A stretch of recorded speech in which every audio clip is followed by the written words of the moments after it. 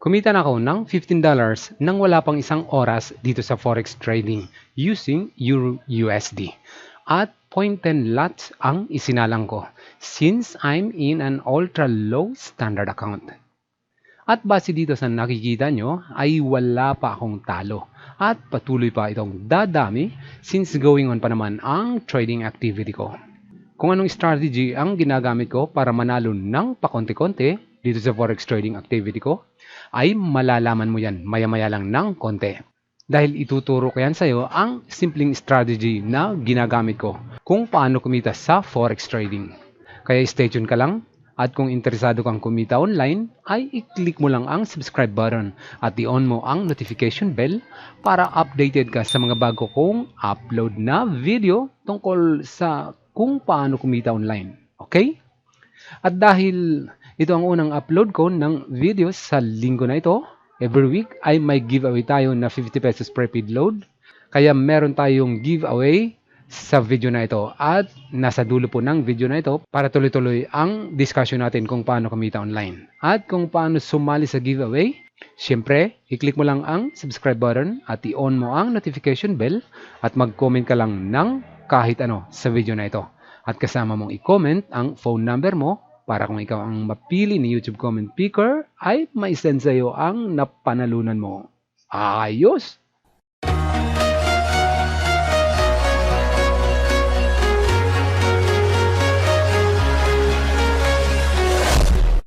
Okay, ang ginagawa natin ngayon ay nag-scalping tayo. Nag-scalping ako. Ayan, at nasa Euro USD ako. At 0.10 slots ang binili ko dito. Yan ang ginagamit ko sa pag-scalping ngayon. So ito ang stop loss ko. Napakalaki ng stop loss ko, 300 pips, 306 pips. At ang take profit ko naman ay 77. Medyo mataas siya. Pero sinadya ko yan dahil sa palagay ko ay tataas pa ito. Since ang mga candlesticks ay nasa taas ng moving average na indicator ko. Ayan, so nasa taas sila. Kaya ang prediction ko nito ay tataas pa ito. Ayan, so yan ang ginagawa ko. So ayan, tumataas pa siya ng tumataas at ito na ang profit ko ngayon. Ayan, as of now, ayan yan. At ang margin kong ito meron akong 30 ito yung ay free lang ito, free account ang gamit ko at merong libre na $30 at kumikita na ako ng $14 as of now. Ayan. So, patuloy pa itong tumataas kaya titingnan natin, susubaybayan natin ang scalping ko na to kung magkano ba talaga ang kikitain nito. Ayan, medyo maingay dito sa bahay kasi nasa tabi kami ng kalsada ngayon. So, ayan, patuloy ang pagtaas pa niya. Ayan. Nasa taas pa rin siya ng candlestick ko. At nasa 5 minutes time frame ako. Ayan, sa 5 minutes time frame. Kung titingnan natin dito sa 15 minutes, ayan, sobrang nasa taas talaga siya, oh. Ayan, kaya patuloy pa ang pagtaas nito. Dito naman sa take profit ko, ayan, pwede natin itaas yan habang tumataas pa siya. I-drag mo lang siya or i-double click mo lang. Ayan. Taas natin habang tumataas pa. At ito namang stop loss natin ay ilalapit ko na. Mamaya ilalapit ko siya doon. Yan, tumataas pa siya ng tumataas. So, punta ulit tayo sa 5 minutes. So, yan. So, sige, tuloy ka pa. Kung ilalagay ko dito ang take profit, ang stop loss ko, magkano kikitain ko? So, negative na. Magkano ang kikitain ko dito sa stop loss, i-arrow mo lang ito. So may $4 na akong kikitain dito. Pag yan ay bumagsak, ay meron akong $4. So ididikit lang siya. Ganyan ang strategy ko sa pag-i-scalping ko. So bumagsak man siya rito, ay may kikitain ako. So itaas pa natin siya. Yan. So may kinita na ako na $6. Pag bumagsak siya dyan, mag-close na yan. So, ayan, bumababa na siya. So, pag nag-close siya, may $6 na ako. So, ayun na. Nag-close na kaagad. So, may $20 na ulit ako. So, ngayon, ang gagawin natin dito, balik tayo sa 1 hour. Tingnan natin. So, patuloy pa ang pagtaas niya. At andito na siya tuloy-tuloy ang pagtaas. So, ang gagawin ulit natin ay buy pa ulit tayo. Balikan ulit natin ang 5 minutes. So, buy pa ulit tayo. Click buy ulit. Ayan, ilalagay ko dito ang stop loss ko. Manual po ang ginagawa ko. Drag ko lang. Pero pwede mong i-double click yan para lumabas ang pop-up window at ma-modify mo ang stop loss mo or ang take profit mo. Yan ang take profit ko. Magkano ang take profit ko? $6 ulit. Yan. Ang stop loss ko ay 211 pips at kung bumaba man yan ay meron $21 din ang matatalo sa akin. So matatanggal itong napanalunan ko ng $20. So ganyan, scalping tayo. Live po ito guys, live. Yan kung titingnan nyo dito, pumapatak siya. At ang petsa ngayon, as of now, so, ang petsa ngayon ay January 4, 10, 33, 48. Sa Western Time yan. Kasi alas 4 ng hapon ngayon. 4:35 p.m. Obserban lang natin kung magkano ang kikita na as of now ay negative. Negative ako dahil hindi pa umakyat ang earnings natin. Yan. So, ayan. Tumaas na siya. So, wait lang natin. Patuloy pa ang pagtaas niya. So, pagka ganito yung daloy ng market, napakagandang mag-scalping. Ayan, meron akong $1. Bumaba ulit. Ayan, ganyan. So, magandang mag-scalping pag ganito ang daloy ng market. Pero pag ganito lang na maliliit yung candlestick ay hindi maganda mag-scalping. Matagal bago maabot ang tinatarget natin na amount. Oh, may $2 na ako. So, ito guys, free account lang ito. Ito yung free account galing sa XM. Pag nag-sign up ka, meron kang $30 na pondo o yan ang puhunan mo. So, bibigyan ka ng $30 na puhunan para makapag-practice ka. Pero pagka nag-profit ka naman daw dito, ay makukuha mo ang profit mo. Kasi dito sa account ko ay nakaseparate ang profit ko. Ayan, ito yun. Nakaseparate ang profit ko dito sa trading ko. Or doon sa capital na binigay ni XM. Okay? Okay, balik na tayo. So dito, pwede mo nang i-manual claim mo yan. Manual stop. Pag stop mo siya manually, ay i-click mo lang itong X. So yan, medyo tingnan natin kung bababa na siya. Balik tayo sa 5 minutes kung bababa siya. So, sa 1 minute, nagpapalit na siya. So, mukhang bababa na siya. Ayun, bumaba na siya sa 1 minute. Tingnan natin dito. So, nag-negative na ako. Bumababa na siya. Pero hindi pa yan totally bababa kasi nasa taas pa siya ng moving average ko. So, wait lang natin kung tumaas pa siya. Yan, tumaas ulit siya. Nasa 5 minutes ako. At ang target ko ay $6. Wait lang natin. Kung makakarami ako ngayon Kung titingnan natin dito sa history ko. So, sa araw na ito, ay kumita na ako ng $0.45, $1 and $30, and $6 and $10. At ang total ay $7.85. So, yan ang kinita ko as of now. At yan, patuloy pa ang pagtaas niya. So, ngayon yan. So, January 1, January 4, tatlong trade ako.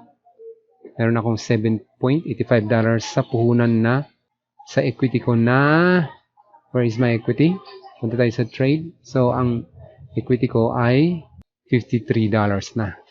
53 dahil meron akong $3 dito. So, patuloy pang pagtaas niya. Dahil meron $3 na ako, pwede pang i-stop. I-click mo lang ito at may i-stop na yan. Pero, ba't pa i-stop? At patuloy pa ang pagtaas nito. Yan, patuloy pa ang pagtaas. Nasa M5, M15. So, hanggat nasa taas yan ng candlestick natin, o nasa taas ang mga candlestick natin sa moving average natin, ay patuloy pa ang pagtaas nito. So, ito yung pinakamataas na narating noong December 31. Sumukang malalagpasan na niya. Subukan natin ilipat sa 5 minutes. Ayan. Yan, patuloy pa ang pag-akyat. Subukan natin ilipat sa 1 minute. So, sa 1 minute time frame, so mukhang magpapalit na siya. Lumilit na yung mga candle. So, So yan, tumaas ulit siya. $5 nang inabot ko. Pwede ko nang i-stop. Pero dahil malalaki pa yung candle, malalaki pa ang mga candle, pwede pa, sige pa, umangat ka pa, meron akong $5. Konti pa, umangat ka pa. Balik tayo sa 5 minutes. Yan, maabot na siya. Yan, maabot na. So, iangat natin yan. Then, ilagay natin dito. Stop loss ko. Sunod ko. So, sa stop loss ko, kano stop loss ko? $4. Pag nakuha yan, $4 and $10. Umangat ka pa. Ayan, magkasunod yung stop loss ko. Ito ang stop loss. $4, 41 pips. At ang take profit ko ay 75 pips. Which is makakuha ko ng $7.50. So, pag bumagsak siya rito, si stop loss ko na inilagay ko, isinunod ko doon sa take profit ko. Yan. Huwag ka munang bumaba. Sige, tumaas ka pa. Yan, tumaas siya. So, magkano na? $5. Gawin natin $5 ng konti. Yan. Angat natin. So, ayaw na. So, i-close na natin ito. Mag-buy na lang tayo ulit. Tingnan natin sa 1 minute. So,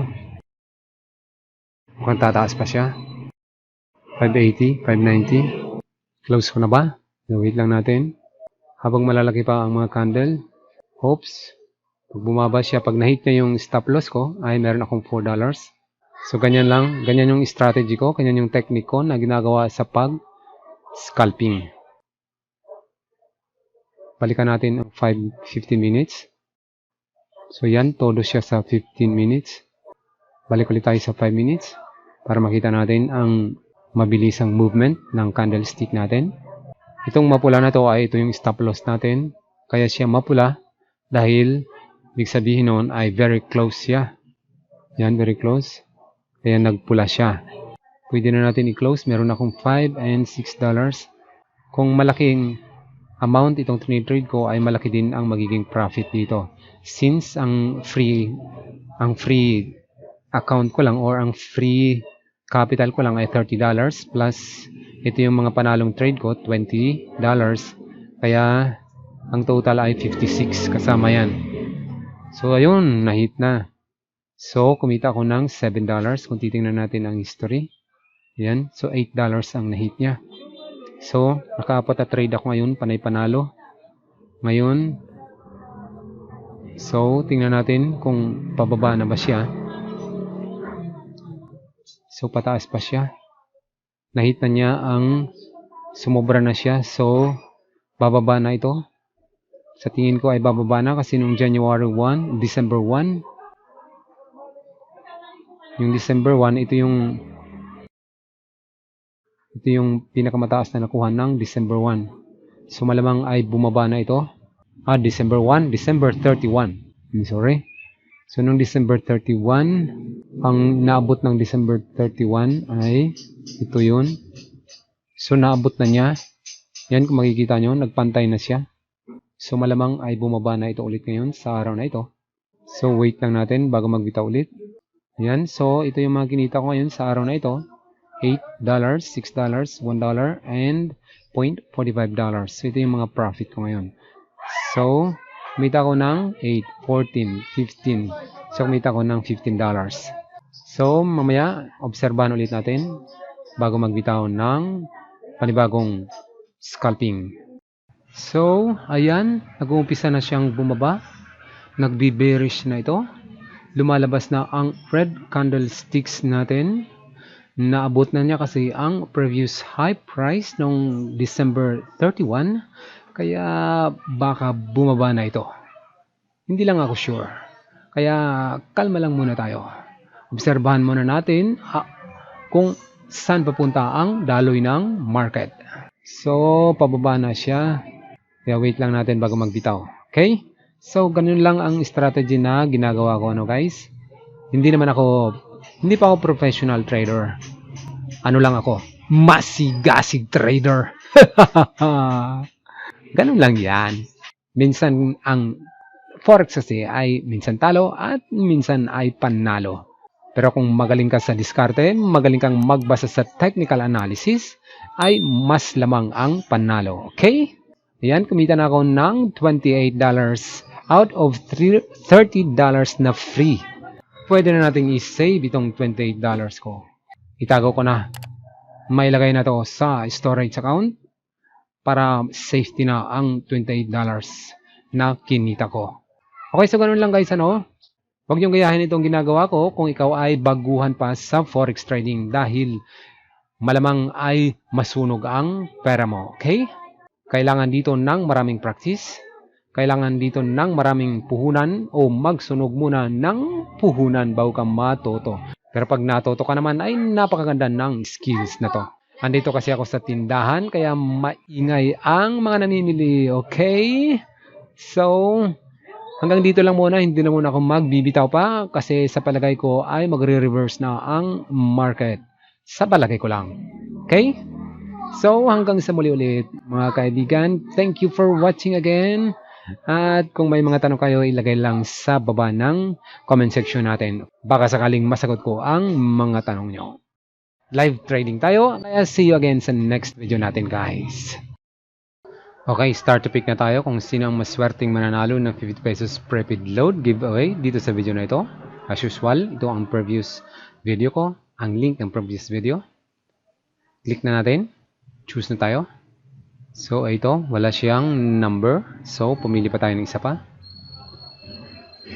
Ayan, ito rin. Wala rin siyang number. Kaya, click lang tayo ng click. Click pa tayo. So, dito naman, wala rin siyang number. BTC. So, BTC address. Okay, meron siyang BTC address pala. So, nakapili ka agad si YouTube comment picker natin at BTC address ang gamit niya. So, nakatatlong click lang tayo. May napili na si YouTube comment picker. Maswerte ka, Elmer Talara. So, congratulations sa iyo, Lodi. Pakiantay na lang po ang 50 pesos prepaid load. At paki-comment na lang din po dito sa video na ito kung natanggap mo na ang napanalunan mong 50 pesos. Okay? So, antayin nyo lang po doon sa CoinsPH mo.